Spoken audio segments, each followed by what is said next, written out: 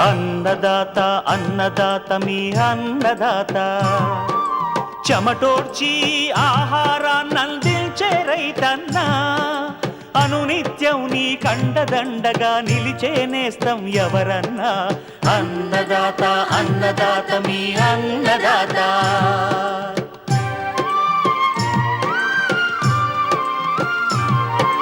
నూతన రీతుల సాగుబడికి, నూరింతలు పెరిగే దిగుబడికి సూచనలిచ్చే సస్య రక్షణకు, పశు పోషణకి శాస్త్ర విజ్ఞానం అందించి ముందుకు నడిపే తెలుగు రైతు భారతదేశానికి మకుటం అయ్యేలా తీర్చిదిద్దే ఆశయంతో మిమ్ము మేలు కొలిపేది అన్నదాత. అన్నదాత అన్నదాత మీ అన్నదాత. అన్నదాత అన్నదాత మీ అన్నదాత. అన్నదాత ప్రేక్షకులకు నమస్కారం. ఈనాటి ముఖ్యాంశాలు: మొక్కజొన్నలో కలుపు యాజమాన్యం,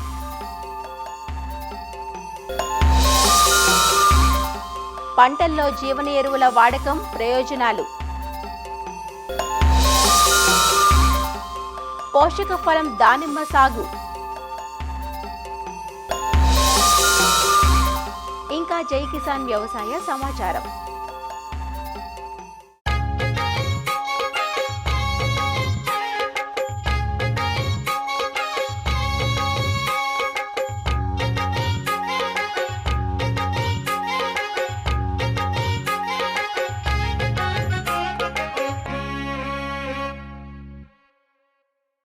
ఆహార పంటల్లో వరి తరువాత ఇరు తెలుగు రాష్ట్రాల్లో అధిక విస్తీర్ణంలో సాగయ్యే పంట మొక్కజొన్న.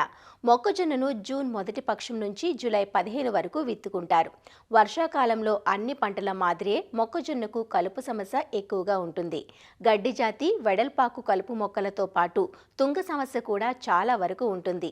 ఈ గడ్డి జాతులకు విడివిడిగాను, అన్ని రకాలకు కలిపిగాను అనేక రకాల కలుపు మందులు ఈ మధ్యకాలంలో అందుబాటులోకి వచ్చాయి. అయితే కలుపు మందులు లభ్యమవుతున్నాయని ప్రతిసారి కలుపు రసాయనాలపైనే ఆధారపడితే పర్యావరణంపై దుష్ప్రభావాలు చూపిస్తుంది. కాబట్టి అంతర పంటల సాగు చేయటం, పొలం తయారీ, అంతర కృషి వంటి ఇతర పద్ధతులను పరిగణలోకి తీసుకుంటే అవసరమైనప్పుడు మాత్రమే కలుపు మందులను వాడుకోవాలి. వరిలో కలుపు నివారణ గురించి నిన్న మొన్నటి అన్నదాతలో విశ్రాంత కలుపు నిపుణులు డాక్టర్ ఏ సుబ్రహ్మణ్యేశ్వరరావు నుంచి తెలుసుకున్నాం కదా. ఇవాల్టి అన్నదాతలో మొక్కజొన్నలో కలుపు నివారణ గురించి ఆయన ద్వారానే తెలుసుకుందాం. వరి తర్వాత మనం ఖరీఫ్లో వేసే మరొక ముఖ్యమైన ఆహార పంట మొక్కజొన్న. ఈ మొక్కజొన్న ఖరీఫ్లో ఎక్కువగా తేమ ఎక్కువగా ఉండటం, వరుసల మధ్యన ఎడం ఎక్కువగా ఉండటం, మరి ప్రాథమికంగా పెరుగుదల నెమ్మదిగా ఉండటం వలన కలుపు ఉధృతి ఎక్కువగా ఉంటుంది. ఈ కలుపుని సకాలంలో కనుక కలుపు కంట్రోల్ చేయకపోతే దాదాపు 50 నుంచి 60% వరకు కూడా దిగుబడి తగ్గుతుంది. అట్లాగే ఇంకొకటి ఏంటంటే ముఖ్యమైన విషయం, కలుపు తీయాల్సినటువంటి కీలక సమయం చూసుకుంటే ఇక్కడ మొట్టమొదటి 30 నుంచి 40 రోజుల వరకు కూడా కలుపు లేకుండా చేయాలి.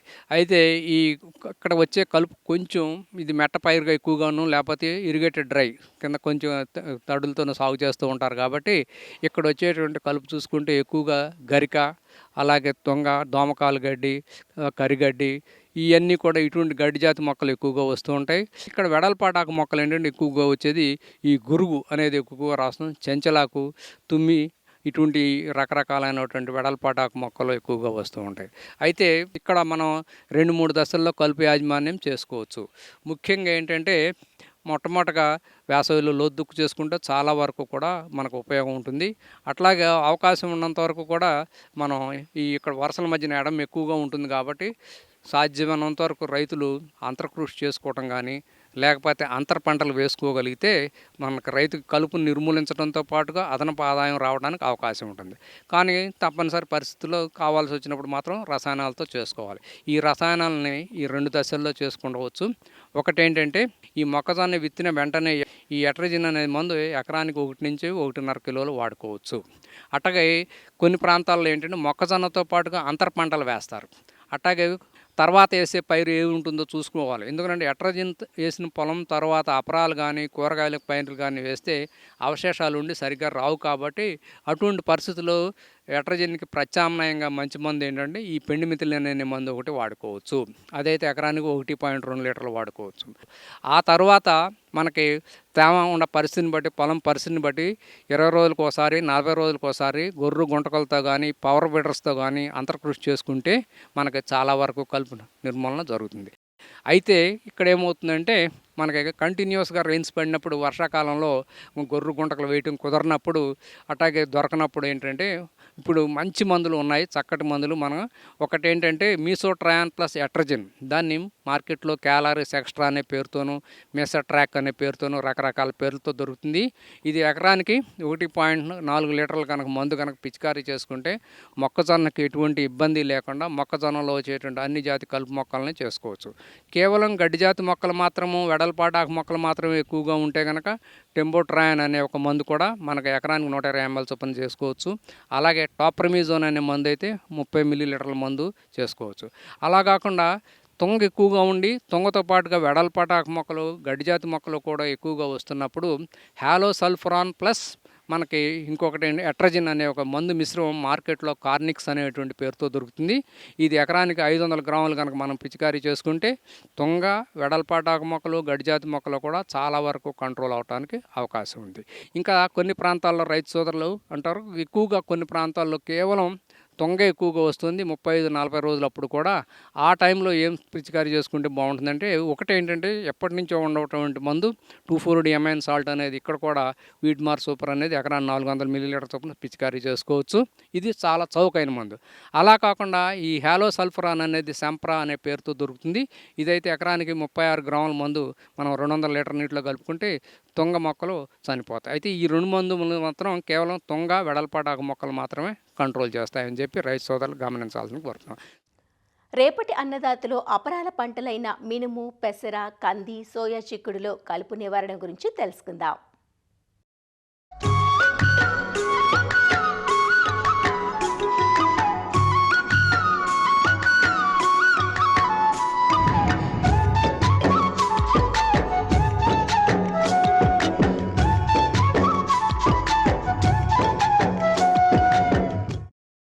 అధిక దిగుబడుల కోసం విచ్చలవిడిగా రసాయన ఎరువులను కుమ్మరించడం వల్ల దిగుబడి సంగతేమో కానీ భూభౌతిక స్థితి దెబ్బతిని నేల సారం క్షీణిస్తోంది. భూమిలో రసాయన ఎరువులు, ముఖ్యంగా భాస్వరం నిల్వలు పెరిగిపోయి మొక్కలలో సూక్ష్మ పోషక లోపాలు బయటపడుతున్నాయి. అదే సేంద్రియ జీవన ఎరువుల వాడకం పెంచడం వల్ల రైతుకు ఖర్చు తగ్గడమే కాకుండా భూసారం పెరిగి మేలైన దిగుబడులను పొందవచ్చు. జీవన ఎరువులను పంటలకు అందించినప్పుడు పోషకాలు అందటమే కాక నేలల్లో జీవరాశి సైతం పెంపొందుతుంది. అంతేకాదు జీవన ఎరువుల ద్వారా మొక్క పెరుగుదలకు అవసరమైన అన్ని రకాల హార్మోన్లు, ఎంజైములు మొక్కలకు లభ్యమవుతాయి. నేలల్లో స్థిరపడిపోయిన పోషకాలు జీవన ఎరువుల వల్ల మొక్కలకు అందుబాటులోకి వస్తాయి. రైజోబియం, అజోస్పైరిలం, అజిటోబాక్టర్, ఫాస్ఫోబాక్టర్, పొటాష్ కరిగించే వంటి జీవన ఎరువులను పంటల సాగులో వాడుకోవచ్చు. మరి ఈ జీవన ఎరువులను ఎలా వాడుకోవాలి, వీటి వాడకం వల్ల పంటలకు కలిగే ప్రయోజనాలేమిటి అనే వివరాలను మనకు అందిస్తున్నారు ఆచార్య ఎన్జీ రంగా వ్యవసాయ విశ్వవిద్యాలయం, పశ్చిమ గోదావరి జిల్లా ఉండి కృషి విజ్ఞాన కేంద్రం శాస్త్రవేత్త డాక్టర్ పొడపాటి వినయలక్ష్మి. సమతల పోషక యాజమాన్యంలో జీవన ఎరువులు చాలా ప్రాముఖ్యతను సంతరించుకున్నాయి. ఈ జీవన ఎరువుల్లో ముఖ్యమైనవి చూసుకున్నట్లయితే రైజోబియం, ఇది పప్పుజాతి పంటలైనటువంటి పెసర, మినుము, కంది, వేరుశనగ వంటి పంటలకు నత్రజనిని స్థిరీకరించే జీవన ఎరువు. మొక్కల వేర్ల మీద బుడిపెలుగా ఏర్పడుతుంది. ఈ బుడిపెలలో ఉండేటటువంటి రైజోబియం గాలిలోని నత్రజనిని మొక్కలకు అందుబాటులోకి తీసుకువస్తుంది. ఒక్కొక్క పంటకు ఒక్కొక్క రైజోబియం స్ట్రెయిన్ అనేది అందుబాటులో ఉంటుంది. కావున రైతులు ఏ పంట వేయదలుచుకున్నారో దానికి సూచించబడిన రైజోబియం స్ట్రెయిన్ను మాత్రమే వాడవలసి ఉంటుంది. 100 మిల్లీలీటర్ల నీటిలో 10 గ్రాముల బెల్లం లేదా గంజి పౌడర్ను తీసుకొని 10 నిమిషాలు మరిగించి చల్లార్చి ఆ తరువాత దాన్ని 10 కిలోల విత్తనంపై వేసి 200 గ్రాముల రైజోబియం కల్చర్ను విత్తనంపై చల్లి బాగా కలియబెట్టాలి. 10 నిమిషాలు నీడలో ఉంచి తరువాత నాటుకోవచ్చు విత్తనాన్ని. రెండవది అజిటోబాక్టర్. ఈ జీవన ఎరువును పప్పుజాతి పంటలు మినహా అన్ని రకాల పంటలకు నత్రజనిని అందించు జీవన ఎరువుగా ఉపయోగించుకోవచ్చు. అయితే ఈ జీవన ఎరువు సేంద్రియ కర్బనం ఎక్కువగా లభ్యమయ్యే నేలల్లో మాత్రమే సమర్థవంతంగా పనిచేస్తుంది. 2 కేజీల అజిటోబ్యాక్టర్ను 200 కిలోల సేంద్రియ ఎరువుతో కలిపి విత్తనం విత్తే ముందు సాళ్లలో పడేటట్లుగా 1 ఎకరంపై వెదజల్లుకోవాలి. ఈ జీవన ఎరువును వేసిన తరువాత నేలలో తగినంత తేమ ఉన్నట్లుగా చూసుకోవాలి. అప్పుడు మాత్రమే ఈ జీవన ఎరువు సమర్థవంతంగా పనిచేస్తుంది. మూడవది అజోస్పైరిల్లం. ఈ జీవన ఎరువు మొక్క వేర్ల చుట్టూ పెరుగుతూ వీలున్నప్పుడు వేర్లలోకి కూడా చొరబడి జీవిస్తుంది. కాబట్టి ఈ జీవన ఎరువు అందించే నత్రజని ఎక్కువ శాతం మొక్కకు అందుబాటులో ఉంటుంది. 2 కిలోల అజోస్పైరిల్లం కల్చర్ను 200 కిలోల పశువుల ఎరువుతో కలిపి విత్తనం విత్తే ముందు సాళ్లలో పడేటట్లుగా 1 ఎకరం పొలంలో వెదజల్లుకోవాలి. 4వది పాస్ఫోబ్యాక్టీరియా. భూమిలో లభ్యం కాకుండా ఉండేటటువంటి స్థితిలో ఉన్నటువంటి భాస్వరంను మొక్కలకు లభ్యమయ్యే స్థితిలోకి తీసుకుని వస్తుంది. ఈ జీవన ఎరువును అన్ని రకాల పంటలకు వినియోగించవచ్చు. 2 కిలోల పాస్ఫోబ్యాక్టీరియా కల్చర్ను 200 కిలోల పశువుల ఎరువుతో కలిపి విత్తే ముందు 1 ఎకరం పొలంలో సమానంగా వెదజల్లుకోవాలి. 5వది పొటాషియం రిలీజింగ్ బ్యాక్టీరియా. ఈ జీవన ఎరువు మొక్కలకు భూమిలో లభ్యం కానటువంటి స్థితిలో ఉన్నటువంటి పొటాషియంను లభ్యమయ్యే స్థితిలోకి తీసుకువస్తుంది. 2 కిలోల పొటాషియం రిలీజింగ్ బ్యాక్టీరియా కల్చర్ను 200 కిలోల పశువుల ఎరువుతో కలిపి విత్తనం విత్తే ముందు సాళ్లలో పడేటట్లుగా 1 ఎకరం పొలంలో వెదజల్లుకోవాలి. ద్రవ రూపంలో ఉండేటటువంటి జీవన ఎరువులు కూడా ఇప్పుడు మనకు అందుబాటులో ఉన్నాయి. ఈ ద్రవరూప జీవన ఎరువుల్లో సూక్ష్మజీవుల సముదాయం అనేది అధిక సంఖ్యలో ఉంటుంది. అంతేకాకుండా పొడి రకపు జీవన ఎరువులతో పోల్చినట్లయితే 12 నెలలు వరకు కూడా వీటిని మనం నిల్వ చేసుకోవచ్చు. ఈ ద్రవరూప జీవన ఎరువులను మనం 3 రకాలుగా వినియోగించవచ్చు. విత్తనానికి పట్టించడం కోసం అన్ని రకాల జీవన ఎరువులను 5 నుంచి 6 మిల్లీలీటర్ల చొప్పున ఒక్కొక్క రకం తీసుకొని 1 కిలో విత్తనానికి 10% గంజి పౌడరు లేదా బెల్లం ద్రావణంతో మిక్స్ చేసి 10 నిమిషాలు నీడలో ఆరబెట్టి విత్తుకోవాలి. అదే రెండవ పద్ధతి భూమిలో వేసే పద్ధతి. దీనికోసం 300 నుండి 500 మిల్లీలీటర్ల ఒక్కొక్క ద్రవరూప జీవన ఎరువును తీసుకొని 10 లీటర్ల మామూలు నీళ్లలో కలిపి 100 నుంచి 200 కిలోల పశువుల ఎరువుతో కలిపి విత్తుకునే ముందు లేదా నాటుకునే ముందు పొలంలో 1 ఎకరం పొలంలో సమానంగా వేసుకోవాలి. మూడవది నారుమడి వేసి నాటుకునే పద్ధతి. ఈ పద్ధతిలో నారు పీకే ముందు నారుమడి దగ్గర 70 నుంచి 80 లీటర్ల వరకు నీళ్లు పట్టేలాగా ఒక చిన్న మడిని ఏర్పాటు చేసుకొని అందులో 300 నుంచి 500 మిల్లీలీటర్ల అజోస్పైరిల్లం ద్రవరూప జీవన ఎరువును వేసి నారును 10 నిమిషాలు ఆ ద్రావణంలో ముంచి తరువాత నాటుకోవాలి.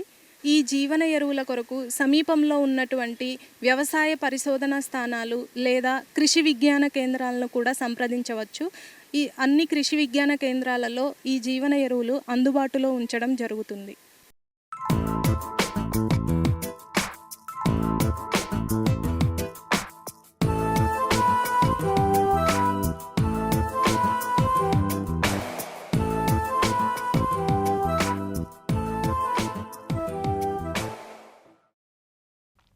చూడటానికి ఎంత ఆకర్షణీయంగా ఉంటుందో ధరలు కూడా రైతును అంతగా ఆకట్టుకునే పండు దానిమ్మ.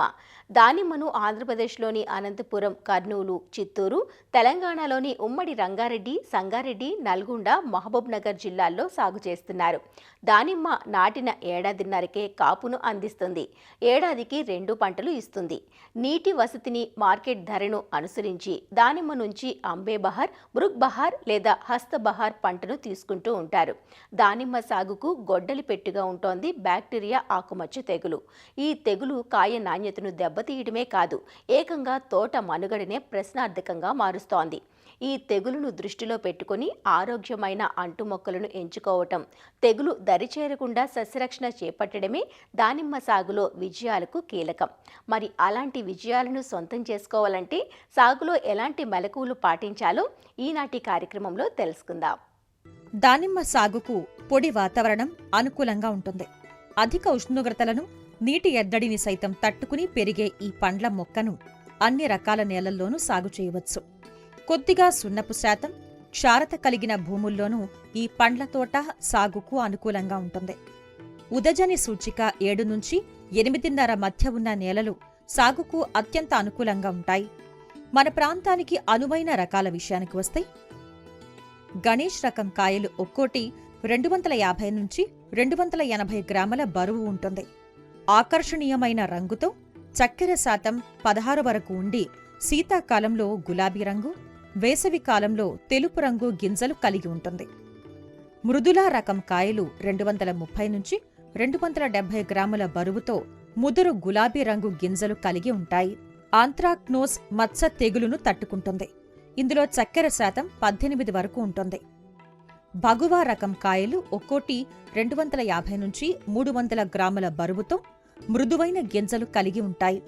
చర్మం మందంగా ఉంటుంది కాబట్టి ఎక్కువ కాలం నిల్వ చేయటానికి అనువుగా ఉంటాయి. దానిమ్మను నేల అంట్లు, గాలి అంట్లు లేదా కొమ్మ కత్తిరింపుల ద్వారా ప్రవర్ధనం చేస్తారు. 6-7 నెలల వయస్సున్న నారు మొక్కలు ప్రధాన పొలంలో నాటుకోవడానికి అనువుగా ఉంటాయి. ఎంచుకున్న రకం, నేల స్వభావం, వాతావరణ పరిస్థితులకు తగ్గట్లుగా వరుసల మధ్య 4 నుంచి 4.5 మీటర్లు, మొక్కల మధ్య 3 నుంచి 4 మీటర్ల ఎడంతో మొక్కలను నాటుకోవాలి.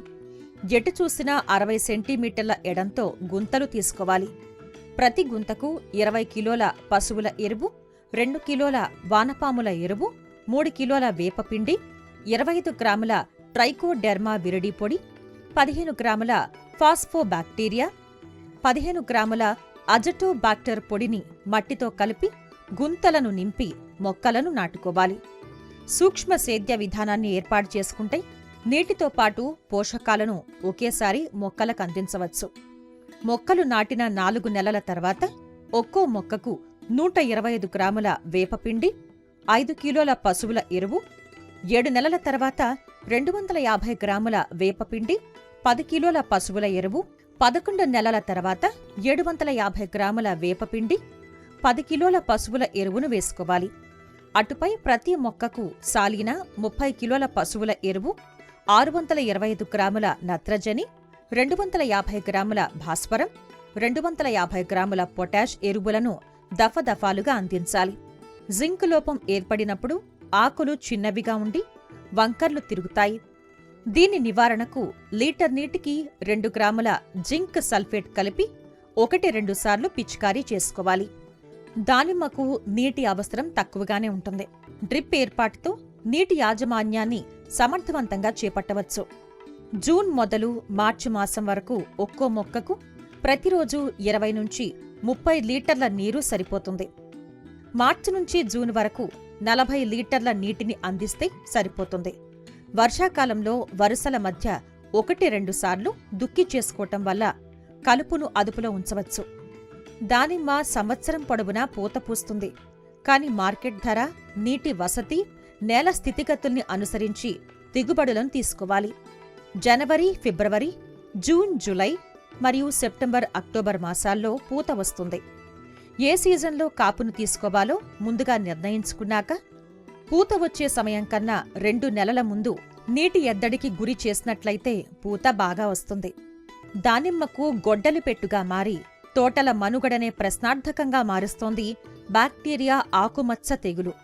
బ్యాక్టీరియా ద్వారా వ్యాప్తి చెందే ఈ తెగులు ఉధృతి వర్షాకాలంలో ఎక్కువగా ఉంటుంది. కాబట్టి సాగు ఆరంభం నుంచే మెళకువతో వ్యవహరించాలి. కొత్తగా దానిమ్మ తోటలు నాటే రైతులు నాణ్యమైన అంటు మొక్కలను ఎంచుకోవాలి. సెప్టెంబర్, అక్టోబర్ మాసాల్లో వచ్చే పూతను పంటకు వదిలినట్లయితే ఈ తెగులు బారి నుంచి తోటలను కాపాడవచ్చు. తెగులు సోకిన భాగాలను ఎప్పటికప్పుడు ఏరి నాశనం చెయ్యాలి. కత్తిరింపుల తర్వాత కొత్తగా వచ్చే చిగుర్లపైన 10 లీటర్ల నీటికి 30 గ్రాముల కాపర్ ఆక్సీక్లోరైడ్, 5 గ్రాముల స్ట్రెప్టోసైక్లిన్ లేదా పోషామైసిన్ కలిపి పిచికారీ చెయ్యాలి.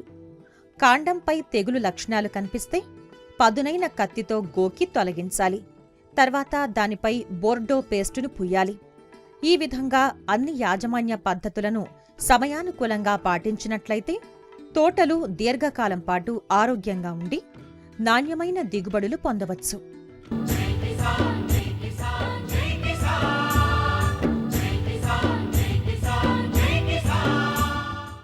వ్యవసాయ సమాచారం ఇప్పుడు జై కిసాన్లో చూద్దాం. ఆంధ్రప్రదేశ్లో అన్నదాత సుఖీభవ పథకంలో వివరాల నమోదు సవరణకు జూలై 13వ తేదీ వరకు గడువు ఉన్నట్లుగా వ్యవసాయ శాఖ అధికారులు చెబుతున్నారు. ఇప్పటికే రైతులు ఈ పథకానికి దరఖాస్తు చేసుకోగా కొందరు రైతులు పలు కారణాలతో అనర్హులవుతున్నారు. ఇలాంటి రైతులకు ప్రభుత్వం మరో అవకాశం కల్పిస్తోంది. తద్వారా వారికి ఆర్థిక లబ్ధి కల్పించేందుకు ప్రయత్నాలు చేస్తోంది. రైతులు తమ అభ్యర్థనను స్థానిక రైతు సేవా కేంద్రాల ద్వారా అందజేయాలి.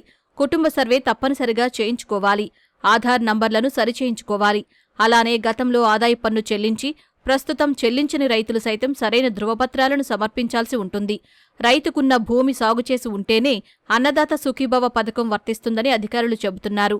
కొందరు రైతులు బృందాలుగా ఏర్పడి సొసైటీ భూములను సాగు చేస్తున్నారు. అయితే పొలం సాగు చేస్తున్నట్లు వ్యక్తిగత పేరుతో నమోదు చేసుకోవాల్సి ఉంటుంది. ప్రభుత్వ ఆధ్వర్యంలో పనిచేస్తున్న వాట్సాప్ గవర్నెన్స్లోని మనమిత్ర యాప్ ద్వారా ఈ అంశాలను తెలుసుకోవచ్చంటూ పల్నాడు జిల్లా వ్యవసాయ శాఖ అధికారులు తెలియజేస్తున్నారు. అన్నదాత సుఖీభవ పథకానికి అర్హత ఎవరికి ఉండదంటే హానరబుల్ పోస్టులో ఉన్నటువంటి హానరబుల్ ఎమ్మెల్యేస్ కానీ అలాగే హానరబుల్ ఎంపీస్ కానీ అట్లాగే కాన్స్టిట్యూషనల్ బాడీ ఏదైనా ఉన్నా కానీ వాళ్ళకైతే లేదు. స్టేట్ కానీ సెంట్రల్ గవర్నమెంట్ ఎంప్లాయీస్ కానీ వాళ్ళకి వర్తించదు. అట్లాగే ఆక్వాకల్చరు చేసే ఫార్మర్స్కి లేదు. ఎవరైతే జిఎస్డబ్ల్యూఎస్ డిపార్ట్మెంట్ ద్వారా ఫ్యామిలీ సర్వీస్ చేయించుకుని వాళ్ళకి ఎలిజిబిలిటీ ఉండదు. అలాగే కోర్టులో లిటిగేషన్ ల్యాండ్స్ ఏదన్నా ఉన్నట్టయితే దానికి కూడా అర్హత ఉండదు. మిస్ మ్యాచ్ ఆఫ్ ఆధార్ ఉన్నా కానీ వాళ్ళకి కూడా అవకాశం ఉండదు. అందుకని ప్రభుత్వం వారు మామూలుగా ఏం చేస్తారు, మాకు ఇచ్చిన గైడ్లైన్స్ ప్రకారం ఎలిజిబిలిటీ ఉన్న ఫార్మర్స్ ఎవరైతే ఉన్నారో డెత్ కేసెస్ కానీ తర్వాత మిస్ మ్యాచ్ ఆఫ్ ఆధార్ కానీ వీళ్ళందరికీ కూడా మళ్ళీ ఒకసారి అవకాశం ఇవ్వడం జరిగింది. వెబ్ సర్వీస్ నుంచి నో యువర్ స్టేటస్ కనుక చూసుకున్నట్లయితే వాళ్ళు ఆధార్ నెంబర్ కనుక టైప్ చేసుకుని కెపాచా కొట్టినట్లయితే వాళ్ళకి ఏ డీటెయిల్స్ అంటే దేనివల్ల వాళ్ళకి ఎలిజిబిలిటీ లేదని తెలుస్తుంది. తెలిసినప్పుడు తప్పనిసరిగా ఆ యొక్క కారణం తెలుసుకొని సంబంధిత రైతు సేవా కేంద్రానికి వెళ్ళి ఆ రైతు సేవా కేంద్రంలో ఉన్నటువంటి అధికారిని సంప్రదించి ఏమేమి డాక్యుమెంట్స్ కావాలని అడిగినప్పుడు తప్పనిసరిగా వాళ్ళు కూడా కొన్ని విషయాలు తెలియజేస్తారు. ముందుగా ఏం చేయాలంటే ఫ్యామిలీ సర్వేలో ఎవరైతే లేరో వాళ్ళకి రాదు కాబట్టి ఫ్యామిలీ సర్వే అనేది తప్పనిసరిగా వాళ్ళు చేయించుకోవాలి. అలాగే ఈ ఆధార్కి వచ్చేపాటికి మిస్ మ్యాచ్ అంటే ఒకళ్ళ ఆధార్ ఇంకొకరికి మ్యాచ్ అవ్వడం వల్ల కూడా కొన్ని రకాల ఇబ్బందులు ఉన్నాయి. అవన్నీ కూడా వెబ్ ల్యాండ్ నుంచి కూడా సరి చేసుకోవాలి కాబట్టి సంబంధిత విఆర్ఓ గారిని సంప్రదించి అలాగే ఎంఆర్ఓ గారి ద్వారా ఇవన్నిటి కూడా చేసుకున్నట్లయితే వచ్చే అవకాశం ఉంది. అట్ ద సేమ్ టైం ఇంకొకటి ఏంటంటే ఇన్కమ్ ట్యాక్స్ పేయర్స్ గత 2-3 ఇయర్స్ ముందు ఇన్కమ్ ట్యాక్స్ పే చేసి కానీ ఇప్పుడైతే ఇన్కమ్ ట్యాక్స్ పే చేసే అవకాశం లేదన్న ఎవరైతే రైతు సోదరులు ఉన్నారో వాళ్ళు కూడా వెళ్ళి ఇన్కమ్ ట్యాక్స్ కట్టట్లేదు. ఇప్పుడు ప్రీవియస్ దానిలో చూసుకున్నట్టు ఇన్కమ్ ట్యాక్స్ ఉంది. ఇప్పుడు మాకు ఎలిజిబిలిటీ అవకాశం ఉన్నప్పుడు కూడా దాన్ని కూడా ల్యాండ్ డేటాని అప్లోడ్ చేసేసి దాన్ని కూడా ఎలిజిబుల్ చేయడానికి అవకాశం ఉన్నది. ఈ మనమిత్ర యాప్ అనేది కూడా ఒకటి ఉంది. వాట్సాప్ గవర్నెన్స్ అంటే ప్రభుత్వం వారు ఏర్పాటు చేసింది. ఆ వాట్సాప్ గవర్నెన్స్లో 9553000009 అనే నెంబర్ కనుక మీరు వాట్సాప్లో హాయి కనుక పెట్టినట్టయితే మీకు ఏ సర్వీస్ కావాలని అడుగుతారో అప్పుడు దానిలో మీకు కావాల్సిన సర్వీస్ మొత్తం కూడా డిస్ప్లే అవ్వడం జరుగుతుంది. ఆ డిస్ప్లేలో వ్యవసాయ మరియు సహకార శాఖ అని వస్తుంది. అక్కడ క్లిక్ చేసిన వెంటనే మీకు ఏం కావాలని చెప్పి మరలా డీటెయిల్స్ వస్తాయి. దానిలో అన్నదాత సుఖీభావ్ అనేది మీరు కనుక క్లిక్ చేసినట్లయితే మీ యొక్క ఆధార్ నెంబర్ అడుగుతుంది. మీ యొక్క ఆధార్ నెంబర్ అడిగిన వెంటనే అక్కడ డిస్ప్లే అవుతుంది మీకు పలానా దానివల్ల మీకు ఇన్ఎలిజిబిలిటీ వల్ల మీకు అన్నదాత సుఖీభావ్ రావట్లేదని, లేదా ఒకవేళ కనుక ఎలిజిబిలిటీ అయితే మీరు ఎలిజిబుల్ మీ ఈకేవైసీ మొత్తం కూడా పూర్తయింది కాబట్టి మీరు అర్హులని చెప్పి కూడా రావడం జరుగుతుంది. అలాగే ఇదంతా కూడా క్రాప్ బుకింగ్లో మళ్ళీ డేటా వెరిఫై చేయడం జరుగుతుంది. అట్లాగే ఈ పథకం అనేది ఇండివిజువల్గా అమలు చేయడం జరుగుతుంది కాబట్టి సొసైటీ భూములు ఉన్నవాళ్ళు ఏమైనా సొసైటీ భూములకి అయితే ఈ పథకం వచ్చే అవకాశం ఉండదు. ఈ డేటా మొత్తాన్ని కూడా మేము వెరిఫై చేసి పంపించిన తర్వాత ఆర్టీజీఎస్లో మరలా వ్యాలిడేట్ చేస్తారు. వ్యాలిడేట్ చేసిన తర్వాత ఫైనల్ లిస్ట్ తయారు చేసి ఫైనల్ లిస్ట్ అంతా కూడా మరలా ఆర్ఎస్కేలో డిస్ప్లే చేయడం జరుగుతుంది. అప్పుడు రైతులందరూ కూడా దీన్ని ఉపయోగించుకోవాల్సిందిగా కోరుతున్నాను. మరిన్ని విభిన్న అంశాలతో రేపటి అన్నదాతలో మళ్ళీ కలుసుకుందాం. నమస్కారం.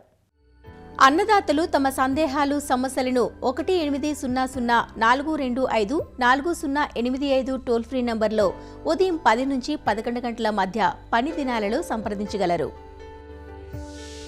ఈ కార్యక్రమాన్ని యూట్యూబ్లో www.youtube.com/అన్నదాత ఈటీవీ లింక్ ద్వారా వీక్షించవచ్చు.